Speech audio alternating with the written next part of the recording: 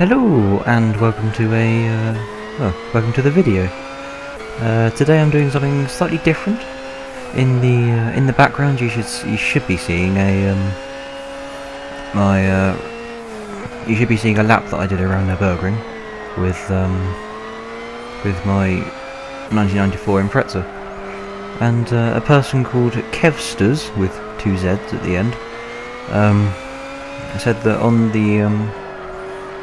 on the world's hardest track video that I published a while ago, he said that if I could make a video about the tune I used for it. And well, since that video I haven't changed the tune as such, but I've optimised the tune so that it's not, so I don't have to change it. I don't have to change the gearing, for example, every single track I go to. So I can simply I can just have a universal tune, if you will. So this isn't the best for everything, this tune that I have for this car now. It's I'd say it's a good overall thing, a universal tune, if you will. It is, however, heavily biased for the Nurburgring, hence why I'm showing the video of the car going around Nurburgring. And yeah, I'll just run through the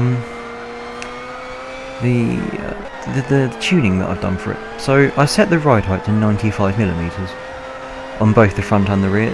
You can take it down to 85mm, but I found a few problems with the suspension was a bit hard, and the front overhang and the front bumper was catching on the ground every corner that I took. So I rose it up about 10mm.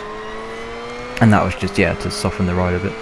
And the suspension has been softened quite a lot since that video that you saw. The rear being at, the front spring rate at 3.74 kgf/millimeters, or kilograms force meter/millimeter. I don't know those terms.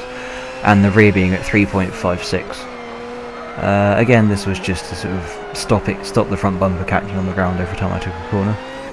All of the dampers and the anti-roll bars are a level 3, apparently. I think they might have been 4 when I first got the car. I'm not entirely sure on that though, so don't quote me. The camber angle has been set to 0 on both the front and the rear. I could mess around with that, but my style of driving doesn't really require camber angle in the car. And the tow angle, I think it's stock. Front is 0.00, rear is 0.60. And the braking balance has been set to 5, apparently.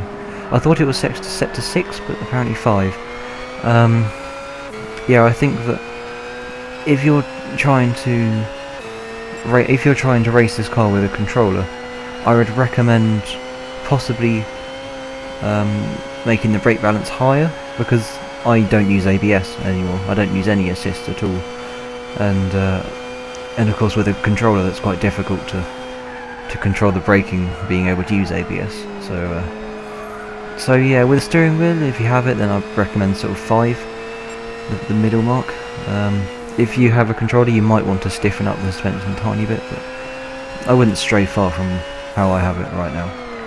The transmission has been set to 320 km/h with a final gear of 3.9.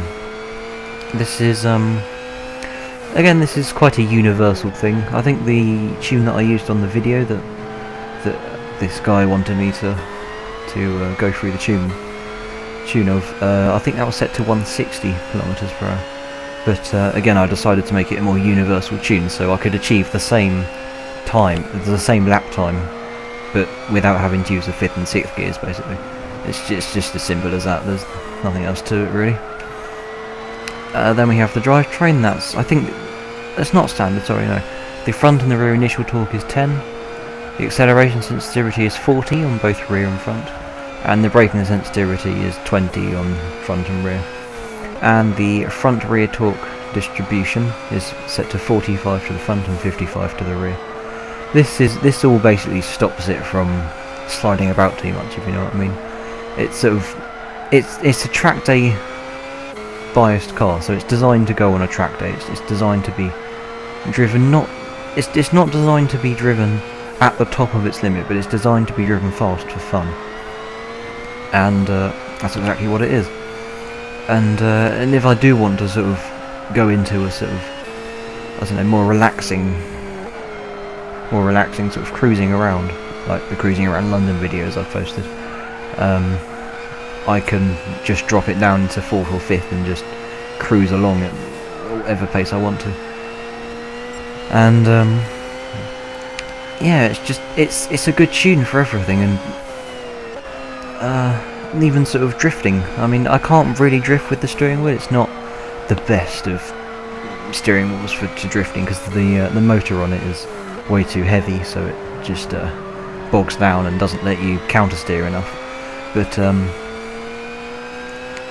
if I have a weird style of drifting where I kind of pull the steering to full lock to the right, to the left, or let's say I'm taking the left corner, I pull the steering full lock to the left and then sort of bring back the steering, and it will just eventually do what I want it to do. But it's not the correct way, and I shouldn't really be doing it. But for a controller, I think you might want slightly less torque in, so slightly more torque in the rear. You want a 40-60 split with a controller, I think, rather than the 45-55. And yeah, that's the general tune for this Impreza. And I'll leave you for the. And yeah, I'll leave you to the video in the background. See ya.